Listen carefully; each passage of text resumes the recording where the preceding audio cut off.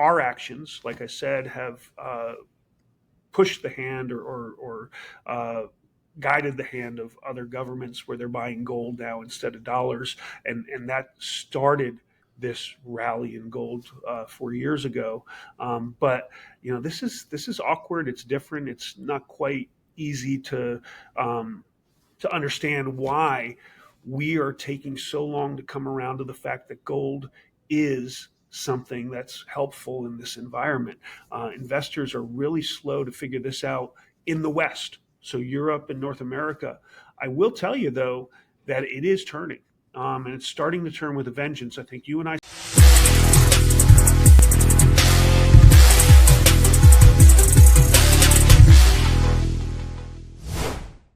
Welcome back to Metals and Miners. I'm its founder and its host, Gary Bohm. Today we have an awesome discussion lined up. We're fortunate to have with us Rich CHECKAN. Rich is the president and chief operating officer of Asset Strategies International, a dealer and destination for precious metals, foreign currencies, pre-1933 U.S. gold coins, and global asset protection.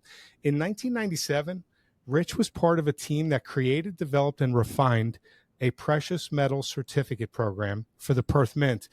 They became only one of 8 approved dealers to sell Perth Mint certificates, and this is the only government-guaranteed precious metal certificates program in the world. Rich is a sought-after speaker at conferences everywhere. Rich, thank you so much for joining us today. Oh, happy to be here, Gary. Thanks for having me. So let's begin with what your analysis is of the current economy and markets. Just start right there. Just very focused question. Yeah. No, I think we all are aware. I think we have some issues, right? And for me, it all starts from one clear point, and that's overspending by Congress. It is not something new. It's been going on for decades. I was writing an article for our newsletter coming up, and I realized that we have only had 2 balanced budgets since 1969. Lyndon Baines Johnson in 1969 balanced the budget, and Bill Clinton did from 98 to 2001, and that's it. We've not had a balanced budget since, and that's really great for me as a gold dealer, and I think your audience probably understands why, but it's not really good for the dollar. It's not good for our economy. It's not good for our future standard of living. So based on what you're saying, I hear a lot of negative wrapped up in there, but what's your position on the current economy? We're hearing mixed signals. Yeah, I think the economy is not as strong as people suggest. I know for about a year or two, the Fed has been suggesting that the economy is strong. They're seeing that consumer spending is up or at least being maintained at robust levels. And they kind of, and we talked about this a little bit in the summer in Boca, but they credit that to the fact that household finances are strong, that savings are strong in the household, and people have the ability to spend. And from the front lines, that's not what I'm hearing. That's not what I'm seeing. I have people selling gold to pay credit card bills. Okay. So my assessment is, spending is up because the prices of everything are higher that we need, not wants. This is just needs, are higher than they were last year by 2-3%. Last year was higher than the year before by 10%. Everything costs more. So spending's up because it costs more to buy the same things, right? That's not resilient household finances. That's, I've got to pay these bills because we've got to survive. And then people do a number of things. They turn to their piggy bank, their house, to take out some funds to go ahead and cover their overspending. That system of bill paying is cut off right now because we raised interest rates at an astronomical level. So now they don't get free financing for their debt. They've got to go from a 3% to an 8% mortgage. Nobody's going to do that. Then they went to credit cards. We ran up 1.18 trillion in credit card debt at 20+% interest rates. That's kind of done with credit cards maxed out. So now people are selling liquid assets like gold and silver to cover their debts or their needs, really. Maybe even a little bit of their stock. Yeah. As stocks hit all-time highs. Yeah, so maybe the economy a little bit more fragile than we're being told. And if a crisis hits, there really isn't any protection left with folks having tapped houses before interest rates went up, and now interest rates are so high, folks aren't going to do that. Credit card bills tapped out, savings tapped out, and now folks turning to stocks and gold and silver. And I'll just add to that, again, I'm not Chicken Little. The sky's not falling. This is not the end of the world as we know it. I may be one of the few metals dealers that is optimistic, that does not see the world coming to an end. I think we have real issues that we need to deal with, and we can't just stick our head in the sands. But I look at the GDP numbers, for instance, that they're up, and everybody's heralding the fact that the economy is growing, but it's growing the wrong way. I mean, it's growing by government spending. That's non-productive spending, right? That's not an economy on the grow. That's a government on the grow, and an economy that's withering to its demise. And that's reflected in the employment numbers, whereas the overwhelming or all of the new employment is happening in the government sector. Yeah. So, Rich, the U.S. economy, it seems to be standing at this crossroads. You got half the people saying deflation, half the people saying inflation, half the people saying soft landing, or maybe more than half. A lot of people saying no crisis. But, as they continue to inflate the debt bubble and rely on short-term fixes to get by, are they risking that one day they lose control and ignite some global economic crisis? I think they do. I don't think we've gone too far where we can't turn this around. And that's where I think a lot of people differ from me. I think, if we can make the right moves as an economy, and I don't want to get into politics here, but make it easier for business to do business, make it easier for business to be profitable. That would increase tax revenues. If we could foster business, not strangle it, then I think you'll have excess money. That if we learn how to say no to our wants, not just yes all the time because that's how I'm going to get votes. If we actually balance a budget, if Congress is a fiscal steward to be trusted, then we can turn this around. But if we continue down the path we're going down from both sides of the aisle, spending too much more than we take in, we're going to weaken the dollar. There's only two ways that this plays out: catastrophic all-out default, which nobody's going to let happen, or what I call death by 1,000 cuts, right? So it's basically we're going to continue to, over time, expand the money supply, make the dollar worth less and less over time. And the world is waking up to that, right? So they're seeing that. That's one of the reasons that we're seeing this movement by central banks over the past 2.5 years to shed dollar assets for another tier one asset, gold. That's what's been propping up this bull market. That and Asian retail has been propping up this bull market for about 4 years now. And it's one of the reasons. The other reason is because we weaponize the dollar, and that's pushing friends and enemies away. So we're going to get into a few of these points, and they're really good points. But, Rich, I want to touch on the markets here for a moment, sure. The stock market. On January 25th, 2020, Jeff Bezos, founder of Amazon, attended a party with Fed Chair Jerome Powell and many other elites while the pandemic was starting to brew out in the Far East. Within a week, Bezos sold more than $4 billion in Amazon stock. This was very prescient as the pandemic hit and stocks, as you remember, took a hard nosedive. Well, on October 25th, 2024 of this year, that was just a little over a week ago, Bezos attended a party and announced that the Washington Post won't be endorsing anyone for president. Within a week, he has sold more than $3 billion in Amazon stock. Is this just a coincidence? What does Jeff know? Should we be paying attention to this kind of a move, or is this just irrelevant? I don't know. I really don't know what's behind it. It seems like there could be something behind it. Obviously, he's got the ear of, or he's listening to people that we don't get to talk to, that we don't have access to. This could be more of the same. So he's taking advantage of a situation, or it just could be coincidence. Since I don't know, I don't act. Right. I don't like knee jerking because I think it might be something. But I think you should be wary for sure. And let's face it, taking profits in stocks is something I encourage people to do at this level. I mean, they've been overvalued, or most people think they're overvalued for years now. Why aren't you taking profits other than your casino mentality, gambling your portfolio away, hoping it'll just always go up? And that's a really good point, and it's a good question for the baby boomers, because the baby boomers cohort really hasn't taken profits or repositioned their stock portfolios. They're 65% invested in stock, and a lot of the folks that I'm talking to are saying that they should be more like 35% invested in stock based on their age. But because, as you put, the casino keeps going up, they keep, with this extremely high allocation towards equities. Yeah, but what they don't understand is they're not getting more value here. Um, I don't know how many new all-time highs the stock market has had this year. I think it's over 30. I believe gold has had over 30 new all-time highs this year. But people look at them, they say, wow, my stocks are doing great. The stock market is going to the moon.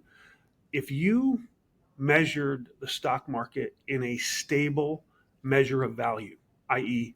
gold, what you would find out is we're making new nominal highs this year. But what we have not done is we have not made a new high, a real absolute high in the stock market since the dot-com bubble before it burst in 1999.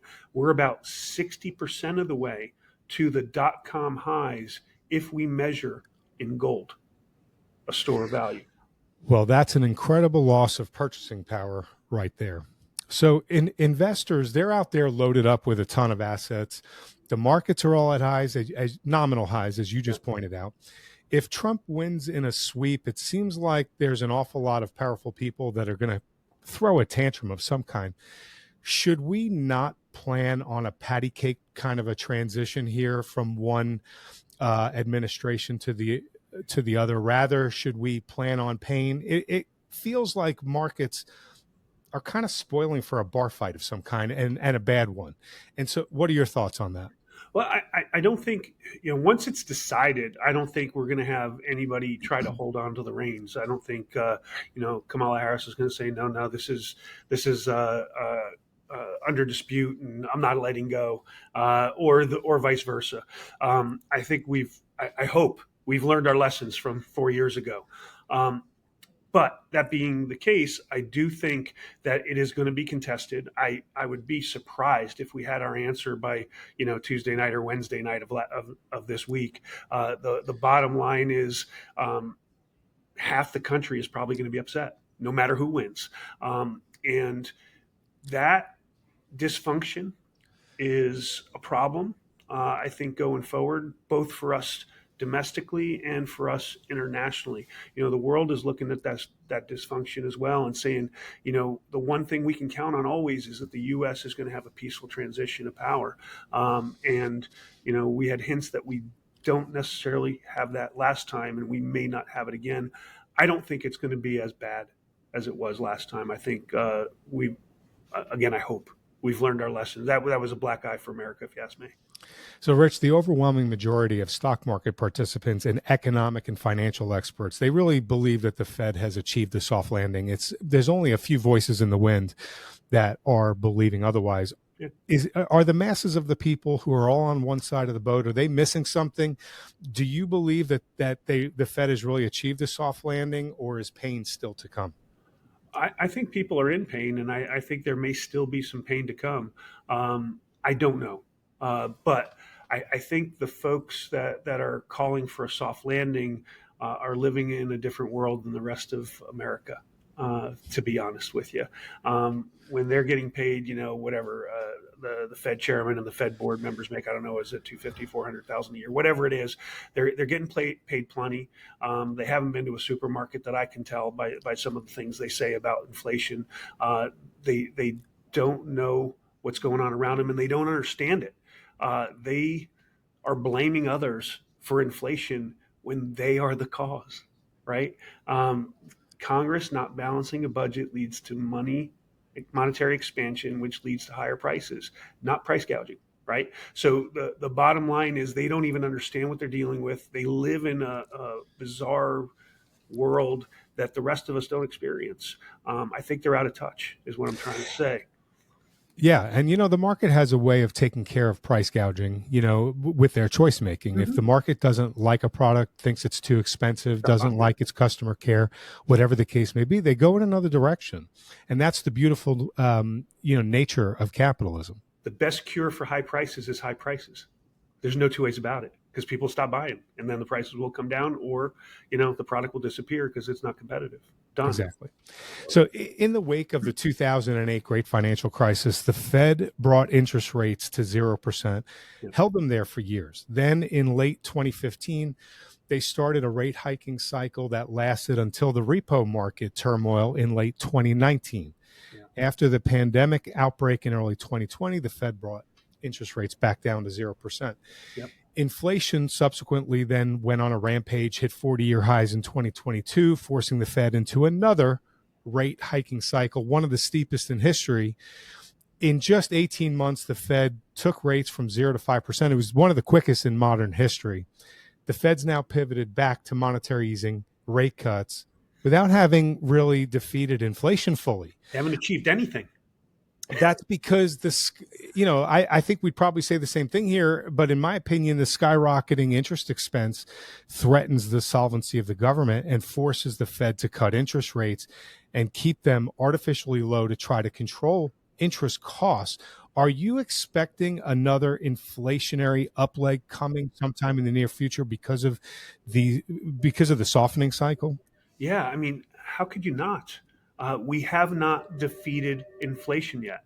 Um, all the criteria the Fed set out, and they said this is what we need in order to start cutting rates.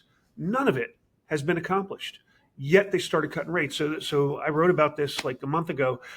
That leads me to believe that there's one of three reasons they're doing this. Either one, they're not political and they're trying to influence the elections. And I'm not going to go there. I'm not a conspiracy theorist, but if they were inclined, they may very well want to ease the burden on consumers and therefore make them happier at the polls. One option.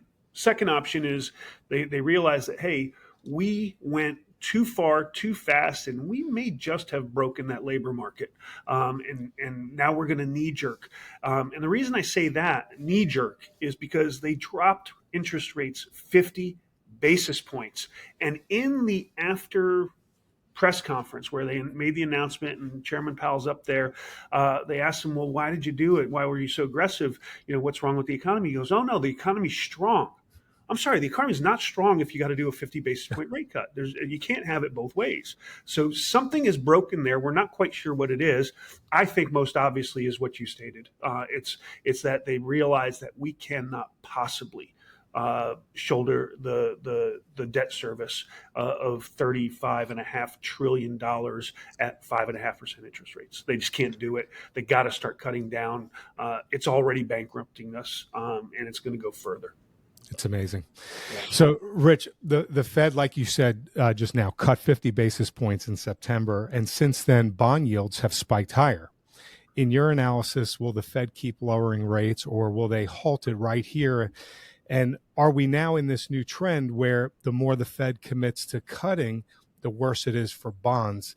And finally, by default, if they keep cutting and it gets worse for bonds, does that make gold a de facto beneficiary to any bond pain? First off, I'm not a bond expert, so I won't get too deep into that. What I will say is everything you've said is right. We're seeing that impact with interest rates going down. The bonds are feeling a little bit of pain. I think gold is a beneficiary. There's no two ways about it.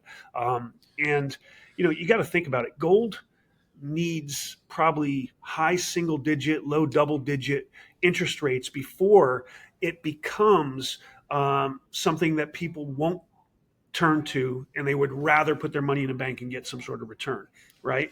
You really need that high of an interest rate in order to generate that kind of movement away from gold. We only got to 5.5%, for God's sakes. And then they said, no, we're done. We're moving away. We're not even close to that number. So gold has really been a beneficiary all along. Some folks will say, well, has it really? nobody's been buying. And I could tell you in Europe and North America, there hasn't been buying in the early stages of this bull market. But gold has been a beneficiary. It's holding up at all-time highs despite the fact that interest rates were increasing, and the stock market, let's face it, is doing really well. That's where money's being drawn. So there seems to be a growing movement beneath the surface, one that mainstream analysts, they're too timid to acknowledge: the return to gold. Global central banks, they're stocking up on physical gold. Russia, China, even smaller nations are shifting away from the dollar the best that they can. They're amassing gold as a hedge against the weakened U.S. economy, a weakened dollar.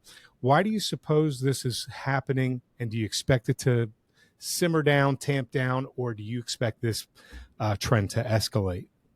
I expect the trend to escalate, and it's absolutely happening for some of the reasons we've touched on earlier. The dollar is a bad investment right now, and it has been for a long time. Make no mistake about it. We've lost 98% of our purchasing power since the Fed was created. That is not a good track record. If you want Ron Paul's "End the Fed" book to hit bestseller status, keep doing what you're doing. The bottom line is, it is not a good investment. Countries are forced to hold dollars to do business worldwide. And they've been losing money by holding a chunk of their foreign currency reserves in dollars. So they want to make a move. So they're doing deals directly with each other. They're cutting out the U.S. and the U.S. dollar. They're cutting down on their U.S. dollar reserves. Auctions are not being, fully committed, so we're closing the auction window, and we're not selling all of our treasuries, or at least not to anyone else. The government's buying them, right? Which is crazy, but that's happening. And at the same token, they're shedding those reserves, and what are they doing with the balance of the funds? They're putting it into another tier one asset, gold. So we've already started that trend, and like I said earlier, and this is not to be discounted, our friends are turning away from dollars too, because we pushed them that direction. When we said, Russia, Iran, you're bad guys, you're cut off from the world's banks, you can't access dollars, etc., sanctioned them and used it as a weapon, our friends said, you know what? We're friends right now, but what if we do something that the U.S. doesn't like? They're going to cut us off too, and they've been buying gold. I mean, Poland's a friend. They're one of the. I think last quarter they were the biggest buyer of gold from central banks. So we're pushing friends and enemies away, and that's not helping the dollar's cause. Yeah, and I agree with all of that. And it seems like it's hard. It's kind of hard to fathom that retirees, haven't gotten this message where, they're putting their money into these long-term bonds, and they're guaranteed to get depreciated dollars back when it matures. I know that they're doing it for the coupon, but there's got to be a better way here. And it just seems like at some point there's going to be an allocation shift away, even for the retirees here in this country, away from bonds and over to gold. Yeah, well, I'm hoping that people start to wake up a little bit. I hope it doesn't take a major event to wake people up in the worst kind of ways. My biggest fear, you talk about with the state of the economy and where things are going. My biggest fear is commercial real estate. I look at the banks and the stability or instability of the bank sheets, right?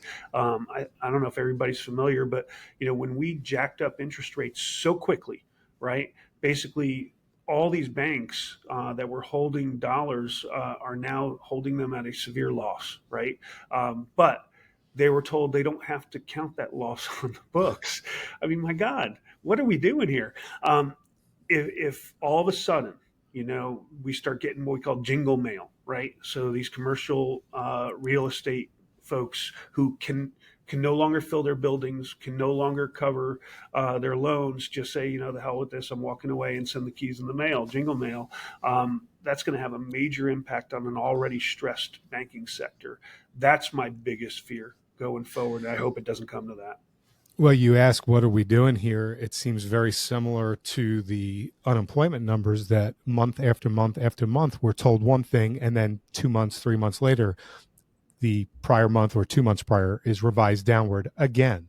And Yeah. yet we have this How come tendency to, how come the initial announcement is all over the headlines and everybody talks about it, and then 2 3 months when they drop it down 100,000, or drop it up or move it up 100, whatever the case might be, well, it's most likely not. negative. How come that's just kind of slipped out on the back page in fine print? I don't understand that. Yeah, it doesn't make much sense. But what makes less sense to me is that market action is based on these numbers, and we're actually basing market action here. So I guess it's all we have to go on, but they continue, the market participants continue to base their market action on the numbers that they know are going to be revised downward in another month or two. My dad always used to say, "Garbage in is garbage out." And if you're making all your decisions based on garbage, what do you think your decision is going to be? It's amazing. Well, Rich, since gold broke out of its nearly 4-year consolidation earlier this year, it's been extremely strong. Investors seem to be buying the dip, and the dips are not lasting that long. Is there a comparable time period in your career that this current period is reminding you of? No, actually, to be honest with you, in terms of, like a 4-year consolidation at all-time highs and then breaking out and moving higher, this is the first time I'm seeing this. I've seen breakouts in bull markets. We've had two now since August 15th, 1971. Richard Milhouse Nixon cut the tie between gold and the dollar. Since then, the gold has been allowed to trade freely. We've had two bull markets, 71 to 80 and 2001 to 2011. This is, I believe, the third, and it's different, in my opinion, than the other two. It was kind of thwarted at the beginning, I think, due to the pandemic and the governments of the world's reaction to the pandemic and the increase of liquidity in the markets. I think that had an impact short term on this launching. I think our actions, like I said, have pushed the hand or guided the hand of other governments where they're buying gold now instead of dollars, and that started this rally in gold 4 years ago. But this is awkward. It's different. It's not quite easy to understand why we are taking so long to come around to the fact that gold is something that's helpful in this environment. Investors are really slow to figure this out in the West, so Europe and North America. I will tell you, though, that it is turning. And it's starting to turn with a vengeance. I think you and I saw a little bit of the early stages of that in Boca in July. I've been to two other conferences since then, and I will tell you the interest in gold, the energy is there. It's really started, we started seeing inflows to Western ETFs for gold in May and June. So that started picking up, but coin and bar demand was lagging a little bit. That is now picking up. Just little things. As a dealer, I can buy and sell, right? So go back about a year when clients would sell us material, and I'd go reaching out to our base saying, "Hey, I can get you metal a little bit cheaper than you normally could buy it." And I could tell the people I'm buying from, I can pay a little bit more than I normally could, and I could make a little bit more money in the middle. That's a great deal for everybody, win, win, win. Year ago, I couldn't sell it all. I ended up having to just dump it to a wholesaler because I didn't have enough people that were willing to take it off my hands once I bought it from a client. Now that metal is going out the door, and people are still selling. They have a need to sell, but that when I buy, that metal is going out the door to clients. And at the end of the day, I have clients that are upset because they didn't get to me quick enough, and I already sold it. So little things like that are starting to suggest that it's taking off now, and this is starting to look more like a normal bull market now. Yeah, so that's interesting. So the tide is starting to turn. You're starting to notice the tides changing. Why do you suppose that it's taken so long for the Western investor? Do you think it's tied to the elevated stock prices, that they're, just benefiting so much there in the housing? Maybe, they've sold a home in the last couple of years and they're living off of the proceeds of that. What do you think is the primary drive where the Western investor hasn't flocked to gold despite the circumstances that are presented that make it an obvious choice?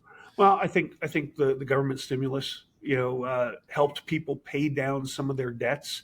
That's the reason I think that people were then able to run their credit cards back up again, because they were able to pay them down during the pandemic with stimulus. They weren't working, but they got checks, and it only cost so much to sit on the couch and, order stuff from Amazon or Uber or what have you. Anyway, the bottom line is people paid down some debts. The stock market recovered and was doing well after the initial, drop during the pandemic. So they were continuing to make money there. And they didn't feel like they needed gold with the stock market doing what it did. I think now people are starting to understand that we do have some issues in our economy. They're starting to wise up to that, and I think they're turning to gold, and rightly so. Maybe a little too late, but they haven't missed out. We're just starting. This is not like toppish behavior by any stretch of the imagination. So from a bull market perspective, the first one you mentioned lasted about a decade. Yep. And the second one that you mentioned lasted a little bit more than a decade. Now, of course, nothing went up in a straight line, but if you look at it, that's about the length of time. Yep. Are you, and you're saying that this is you believe that this is the third big gold and silver bull market since we were taken off the gold standard on August 15th, 1971. Do you think, or do you see this one also lasting about a decade? And if so, when do you think it began? I want to point everyone over to our Substack. It's free. Go to metalsandminers.substack.com. We post free content on the consumer, economy, markets, artificial intelligence, individual metals and miners, and all the expert interviews that we conduct, just like this one. They're all up there. And when you subscribe, we want to give you a free gift. It's a report that we wrote. It's based on the important Ray Dalio foundational premise. It's titled, "If You Don't Own Gold, You Know Neither History Nor Economics." This free gift is a must-read for everyone on why we all should own gold. So head over to metalsandminers.substack.com, put in your email address to subscribe, and receive the free gift on us. Also, I'm positive that you've enjoyed the conversation with Rich as much as I have. Please let him know by hitting the like and subscribe button and leaving a comment below the video.